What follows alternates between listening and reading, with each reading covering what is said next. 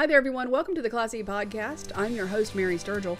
This is the podcast that's brought to you through a partnership between the Hill Institute of Innovation and Entrepreneurship here at Furman University and the Communication Studies Department. And today we welcome a very special guest from the Furman class of 1991. Greg Hill is founder and CEO of Hill Entertainment Group, a company focused on branding in the entertainment space. He manages such country music stars as Rodney Atkins, Dylan Scott, Josh Kelly, Naomi Judd, Phil Vassar, and Third Day, just to name a few. Now, in addition to that, he's on several boards, including the Academy of Country Music. Greg, welcome to the show today. Thank you very much. So I want to start with Furman, because you are a Furman grad in 1991. Why Furman? You know, for me, I hate to say this. I think I looked at 16 colleges at one point. We had a high school college trip. The last school we looked at was Furman, and I hated it. And my college counselor convinced me to go back and look at it again. And at that, she said, "I think this is right for you." And at that point, I fell in love with it. Fell in love with the size, the location, the campus, everything about it. That just goes to prove you can't go by first impressions, huh? Exactly. So when you were here, what was your major? I was a graduation major, which almost didn't happen. I think my junior year, I had to declare. So I declared, I sat with my advisor, said, "What am I closest to?" And it was political science. But I do think that as well ended up being a great thing. I had some great professors, and I think what it enabled me to do was learn how to construct an argument, learn how to think freely, learn how to then put those thoughts in writing or be able to present those thoughts verbally. And I had, in some from great things, Don Gordon, who I believe is still with the Riley Center, I believe at this point. He would always know if I was playing in Charleston the night before, or I had a late show and I had an 8 o'clock class, I'd show up and there'd be a cup of coffee on my desk. Or I was there when Glenn Halba Neubauer started, who was a phenomenal experience for me and pushed me past where my comfort level was, because I was not a great student at Furman and it was on me. But the thing I loved is I had enough, it's like bowling in a bowling lane with bumpers. Anytime I try to get too far off the bumper, it would send me back towards the middle, which helped me tremendously. Yeah. Sometimes we need those people in our lives, huh? Exactly. So you come from you have a music background. You played music when you were in college. And so how did that shift into, once you graduated, how did that shift into working in the music industry the way that you do?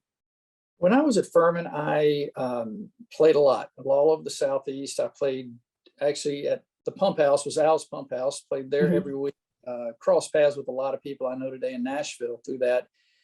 And I knew after several summers on the road, I knew that I neither had the talent nor the patience to do that. And I knew I wanted to get to Nashville, and I knew that I wanted to get in the music business. I ended up going to graduate school at the University of Miami after Furman. Thankfully, standardized tests were important with that because my grades were not. And through that, was able to come to town and became a music publisher because I loved the songwriting. I loved kind of the art of it and the soul of it. I was a guy who used to study every songwriter of every song, and I knew who wrote it. And that was something I was very passionate about and led me there. You started out in the publishing side of things. So for people who don't understand exactly what that is, can you explain what that process is? The music business is kind of a convoluted mess of rights holders in a lot of ways. You have the songwriters who write the songs, then the music publishers own the songs that the songwriters write. The record labels own the recordings that the recording artists make, and it all somehow at the end comes together and money flows certain ways and people get paid. So I was with the publishing company that dealt with the songwriters. Gotcha. So then how did that move into artist management? So I started out with a small publishing company, and we had a great run the first year and a half. We had 2 top 10s and a top 30. Then the financial partner, who was out of New Jersey, was arrested for, I believe it was Medicare fraud. Oh, goodness.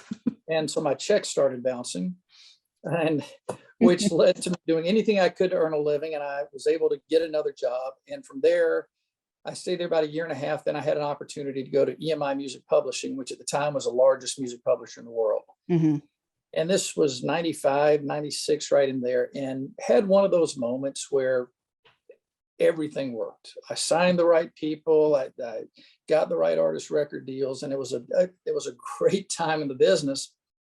And one of the artists I was able to get a record deal for and had signed as a writer and an artist convinced me that I needed to leave publishing and start a management company. So I started a management company. Who was that? Phil Vassar actually Right. talked me into it, and that's been 20 years ago. Yeah. Well, so like many entrepreneurs, you started with a client first. Absolutely. And Yeah. I think though some of it comes out, and it was scary. It was I'm scary. sure. Yeah. I also knew that where I had risen at EMI, my boss wasn't going anywhere. Right. So there was really, in a very small world that is the music business, but more specifically the Nashville music business, I didn't see a clear, timely path to get where I wanted to get. Right. And had an opportunity with somebody I believed in, who obviously believed in me as well, and jumped out and started the company. But I do think, and I think this is something where Furman and a liberal arts education can come in. Mm-hmm. You are able to look at things more broadly. You're able to understand more facets of the real world, if you will, which gave me in some ways a leg up going into everything. Yeah, I love that you said that. I teach digital storytelling here, and I try to tell my students that all the time, that the skills that you're learning, not just the technical skills, right, but the critical thinking skills and how to put things together and how to communicate things will take you far, right? Absolutely. So I'm so happy you said that. So you started your own company, but then you went back into the business to work for someone else? Well, yeah, it was funny. The first when I announced that I was leaving EMI to start my own company, another artist that I had signed and been involved with him getting a record deal, who's gone on to have success, asked me to manage him. And at the time I said, look, I don't know what I'm doing. I've got to learn this. I would love to work with you, but I need to focus just on Phil right now. And so I had never owned my own company before. I understood taxes as far as I dealt with them every April, but I didn't understand, okay, I got to file quarterly. I got to pay payroll taxes. I got to, all of the little things that come into owning a business, I didn't understand. Then in 2006, I was approached by a company, and we were almost the same size at the time, about merging and me running the office. And it was a company, biggest management company in the world. And if I look at, that was probably one of the biggest mistakes I made in my career, was selling at that point, or selling without a clear alignment of what we wanted. Mm-hmm. And what ended up, and I told Corin at the end, I said, look, you want to be the biggest, I want to be the best. We just are not aligned. They're two very different philosophies. And if we aren't aligned, this doesn't make sense for me. Right. I think a lot of entrepreneurs struggle with that. How much do you grow? And then when is the right time to sell? Right. So I'm going to ask you for a piece of advice right here from what you've learned in that. Did you have an inkling, like a gut feeling that maybe this wasn't the best time to sell? Or did you at the time feel like it was, everything's going well, this is right? When did you realize that you made that mistake? Pretty quickly. Yeah. But I think one of the fallacies of working for somebody or with somebody is you think you're protected. Yeah. And either you're wired to work for somebody, or you're wired to be an entrepreneur. And it hit me, I think a lot of the decision was driven by fear. It was going well at the time. And wow, here's something where I don't have to deal with health insurance. Oh, I don't have to, all of those things you have to do. Right. And here's somebody who's I'm guaranteed this. So I can take it. I know what I'm going to get. And only to realize that in any business, if you're working for somebody or working for yourself, you're only maybe buying yourself 9 months to a year, and you're killing your upside. Yeah. So you were with them for almost 10 years? 5 years. 5 years. Okay. So you decided to go out on your own again. So this is your. Well, it's interesting. I decided at that point, and it was when I was leaving Red Light, and I was contractually obligated for 5 years. And I told them that, and quite honestly, I walked away from 7 figures to stay, but it wasn't, I'd reached a place where I just couldn't do it. So I had 7 offers I was entertaining, with the 7th being going out on my own again. And one of the greatest managers of all time, Doc McGee, came to me and asked me to be president of McGee and see if I could fix some of his issues. In hindsight, I'd say I wish I hadn't done it, but I learned a lot from Doc. I learned more from Doc about management and passion and caring. And this is a icon in the music business. Yeah. But I also, at that time, I put a 30-day out in my agreement. So I was able at any point, so about a year and a half in, I went to Doc and said, look, man, I love you. I appreciate you, but we're both entrepreneurs and you're not willing to take the steps that you and I both need to be taken to fix this. So I'm just going to go do it on my own again. And that's now been 8 years ago, I guess. Yeah. So what was his reaction to that when he knew you were going to go out and start your own company again? He understood it, and he understood that part of it in my deal with him was that I could do that at any time, and he was kind enough to give that to me. But he also knew that changes in your Doc at this point was mid 60s, maybe a little older, and there was a lot of family in that business, and it's a hard situation to be in. And he, at that point, was very clear. He said, I just don't want to do what I know I need to do. So it was a very, very gracious exit, very easy exit. Yeah. Tell me a few things that you learned from that process of starting your own company, working for someone else, and then now going back out on your own. At a certain point, if you're responsible to eat what you kill, so to speak, I'm okay with that. It doesn't mean you don't have sleepless nights, but you have to step into it and do it. And over time, you have to draw some boundaries. You have to, there are artists that I've worked with in the past that I would never work with again, knowing what I know now. There's certain things I've learned to look for in an artist, and that doesn't mean there aren't other great artists out there that maybe who they are inherently doesn't coincide with what I work best with. So I'm able to say no on that, or right. Yes and down. And I ask different questions now than I would have 15, 20 years ago. Yeah. I think you just hit a really good point that entrepreneurs need to keep in mind is when to say yes and when to say no. And so what are some of the key points? Like if you're getting ready to work with someone, what are some of your no points? I have a no asshole and no idiot policy. Yeah. Every time I've broken that rule, it hadn't worked. So it's trying to, that's sort of the guiding force, if you will. Right.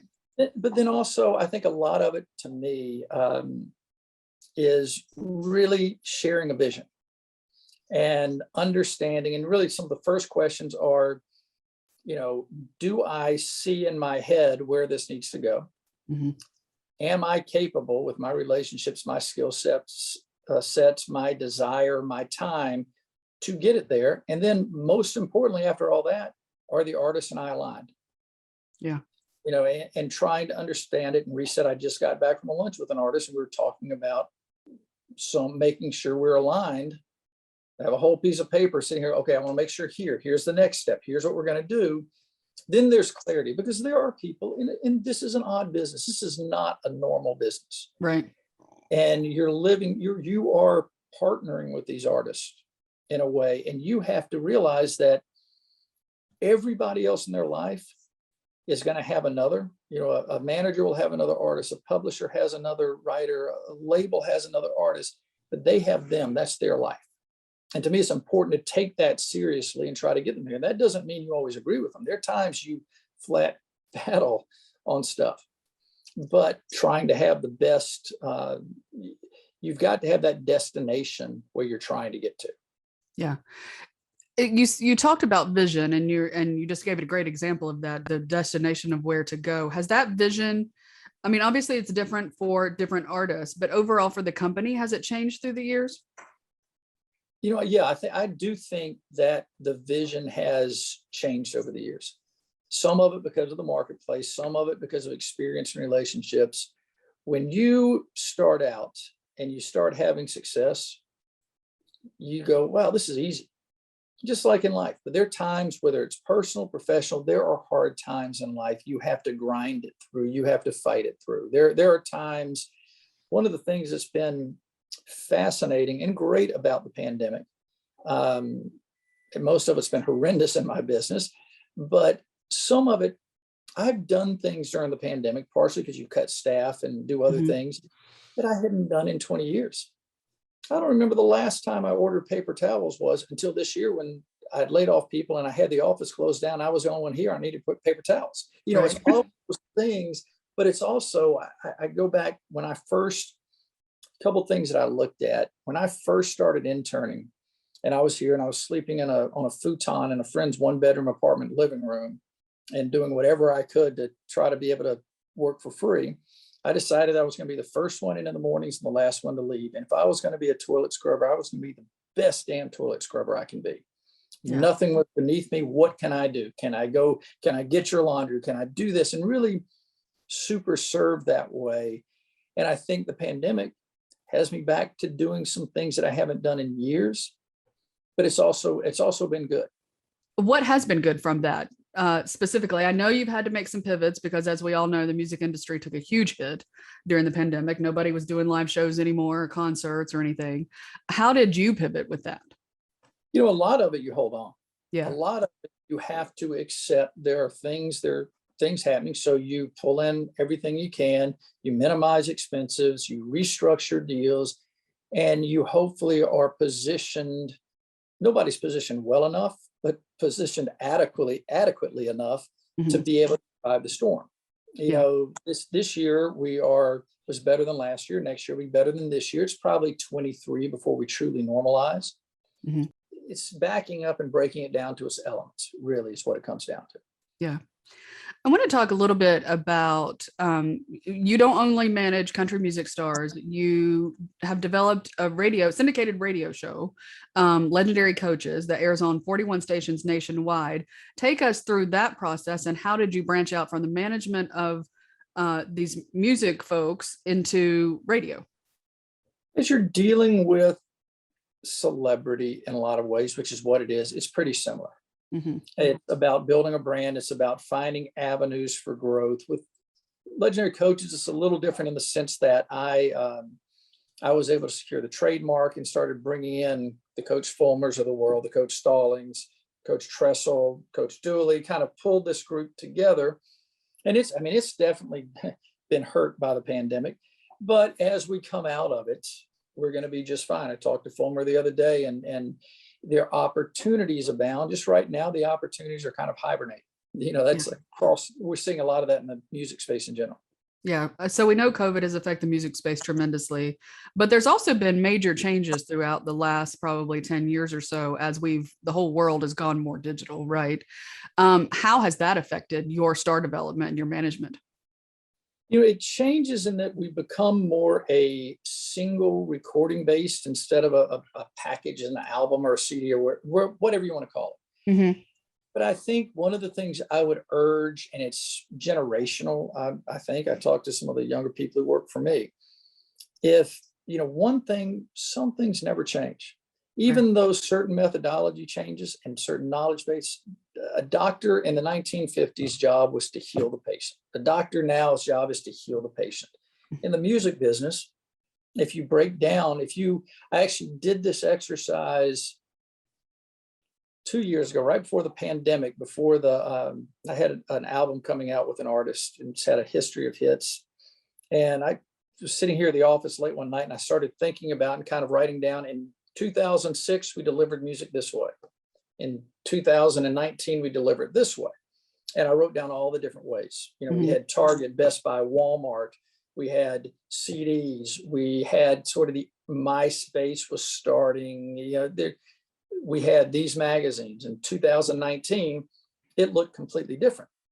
Right. But you get all caught up in those differences. The one thing that never changed was the right song recorded the right way by the right artist with the right image. And in that song, you have to get it heard and exposed. And if it's exposed and it connects, then everything's the same. Yeah. All the core of it is the same. The delivery mechanism has changed. Yeah.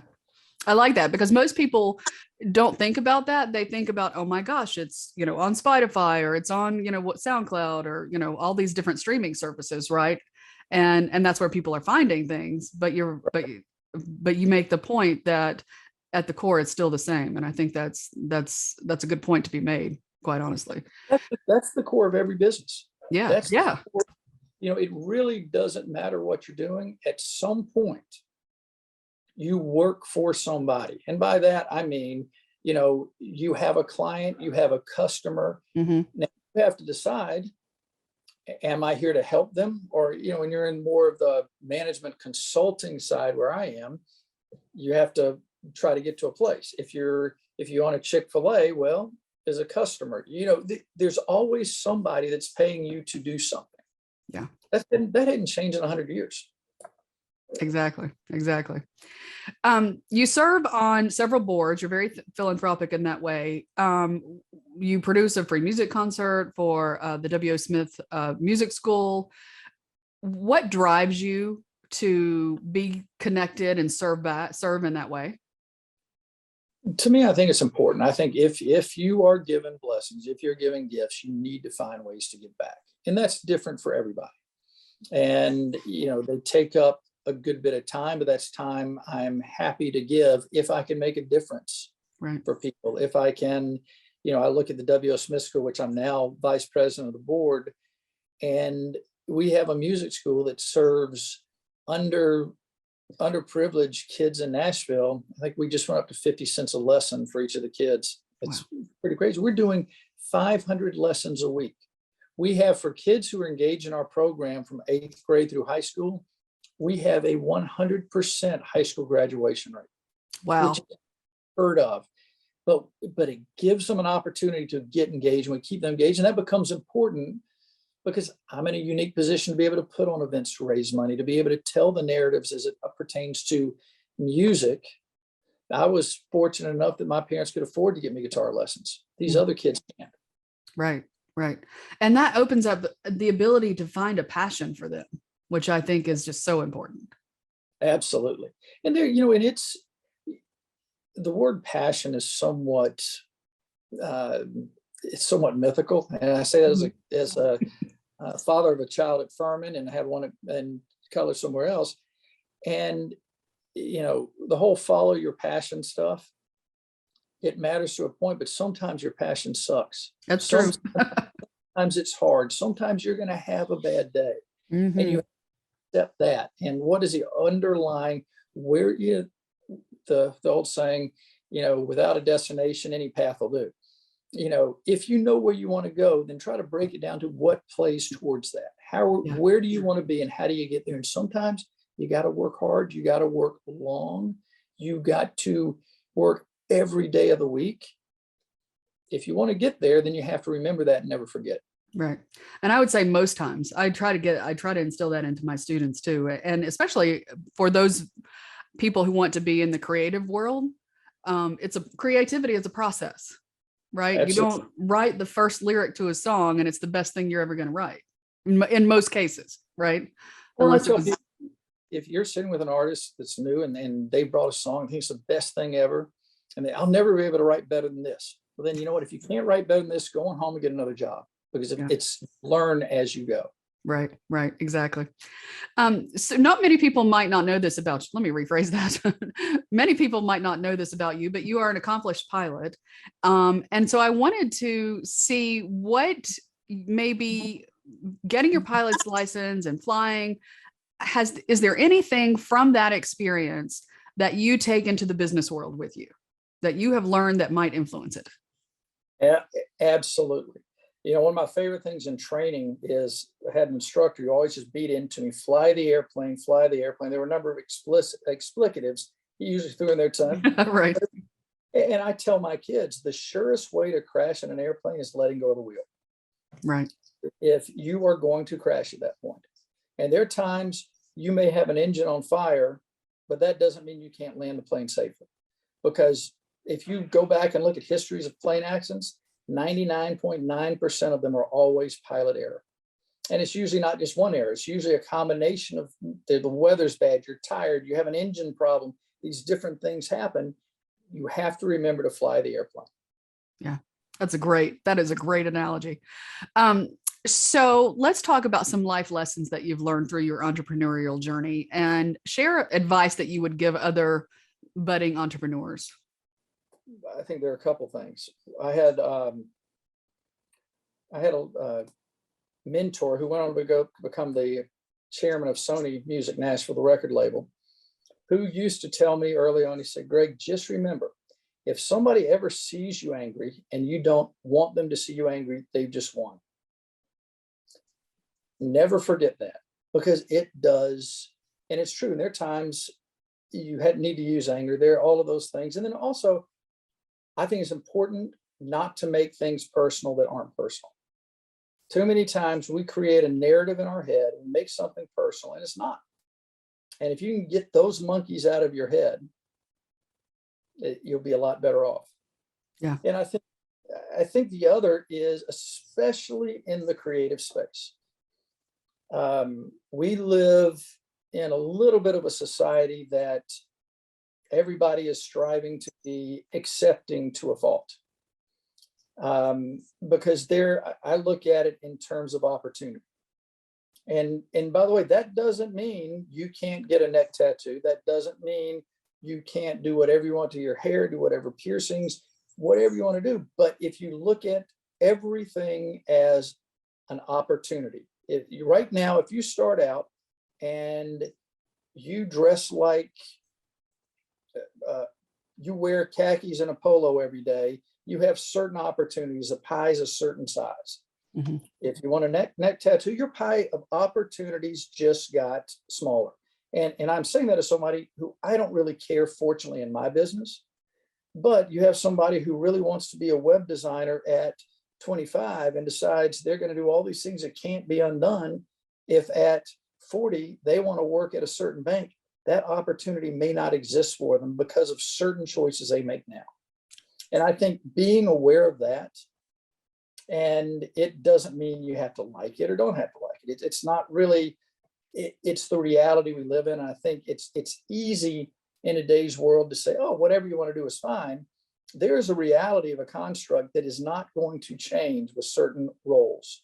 So I caution people who work for me and everything else. And I explain to them, you're in the music business. You are fine. I don't care. But you need to think about this before you go put the gauges in your ears. Right. At some point, you could be sitting down with the head of this corporation and you're going to lose the deal because of that. Yeah. Walk through it. I think that's so true. My background is from broadcasting, and there's certain things I would not wear on air. There's certain way I had to wear my hair, right? That our consultants were pretty, strict about how you looked when you were on camera. And my point to that is really, I agree 100%. It doesn't mean I have to like it or you have to agree with it. However, the people that make those decisions, it matters to. Right. And so it all depends on how big a pie of opportunities you want, and being very cautious of making sure it's as large as possible. As the younger you are, the larger the pie of opportunity I would want. Yeah, absolutely. Absolutely. So what's the worst piece of advice that you've ever gotten? Name the artist. There's been some of that that's been a little much. But, I think advice is finding mentors is important.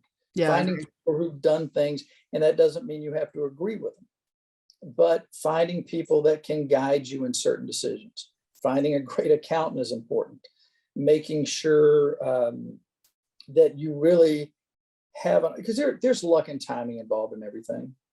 Just once, I'd love to be lucky, because we all know those people and go, how the heck is this person doing that? But that also doesn't do any good. You put blinders on, you learn who you are. You learn not to necessarily, you don't have to be this person who's having success right now. You have to be yourself. Being authentic is going to carry you a lot farther than trying to be something you're not. So true. So true. Is there anything that you want to talk about that I have not asked before I let you go? I would say the bottom line is, if you want to be an entrepreneur, mm-hmm. one thing you still have to remember is to be realistic. And how are you going to pay the bills? If you truly want to have the greatest upside possible, how do you find a way? I mean, there was a period after my first job, and actually how I had met Phil Vassar, how I got to know him so well is he had started a nightclub and they needed a bouncer, and me, skinny me, is out there being a bouncer because I could get $80 cash a night. And it kept me alive till I got the next job. And being willing to do anything, getting rid of the pride component. Yeah. Pride can kill you. Pride can sink a business, can sink an opportunity faster than anything. And also thinking about if you work for somebody. I had a girl who worked, and she married a good friend. We've stayed close, who worked for me a number of years ago as my assistant. Sweet human. And she laughs at me to this day. She came in after about 6 months. I think I was paying her $22,000 a year. It wasn't much. And I was on Music Row at the time. And she came to me, well, Greg, I've been here 6 months. I want to talk to you about a raise. I said, let's sit down at 5:30. I don't want to do this in the middle of the day. We'll get together then. So she comes back in the office at 5:30. And I looked at her. I said, look, I'm going to sound like an asshole here. I'm not meaning to. But you asked for a raise. And first of all, good for you for asking, because you have to ask. I said, but I want you to be aware of something. I want you to be aware of right now, there are probably 1,000 people walking up and down this street right here, 16th Avenue, that would be willing to do what you're doing for free. Right now, you're filling the chair. You're not doing anything great. Why should I pay you more? It was very clear with her. And I talked to a lot of employees, constantly kind of reminding them, I need you to think, why do people pay you for anything you do? They either pay you because they like you, which is not very often, or they pay you because they need you to do something that they either are unwilling to do or unable to do. If you're not fulfilling either of those and you're just filling up a chair, your job is in jeopardy. And I think people remembering that, always ask yourself, why am I getting paid? I love that. And I think that's true for entrepreneurs too. Absolutely. Because you're getting paid by your clients. Am I adding value to what I'm supposed to be doing for them? Right. Absolutely. Yeah. Yeah. Greg, thank you so much for joining me today on the podcast. Hey, thanks for having me, and look forward to meeting you in person one of these days when I'm up there. Yeah, me too. Okay. All right, guys, that does it for this episode. And as always, thank you so much for choosing the Class E podcast. Before I let you go, a big announcement. Now you have 2 ways to soak up the information and discussions shared in the Class E podcast. We've launched the Class E podcast YouTube channel. So check that out and watch our episodes there. Or, of course, you can find the audio version wherever you listen to your podcast. Also, watch out for our brand new short segments coming soon. Everyday Entrepreneur.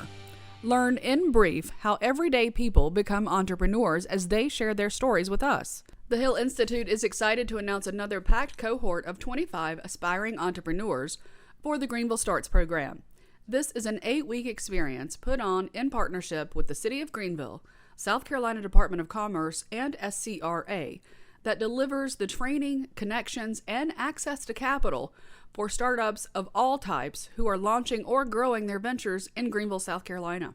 If this program sounds like something you or a friend might be interested in or want to apply, simply Google Greenville Starts. Remember, the Class E podcast is made possible through a partnership between the Hill Institute for Innovation and Entrepreneurship and the Communication Studies Department here at Furman University.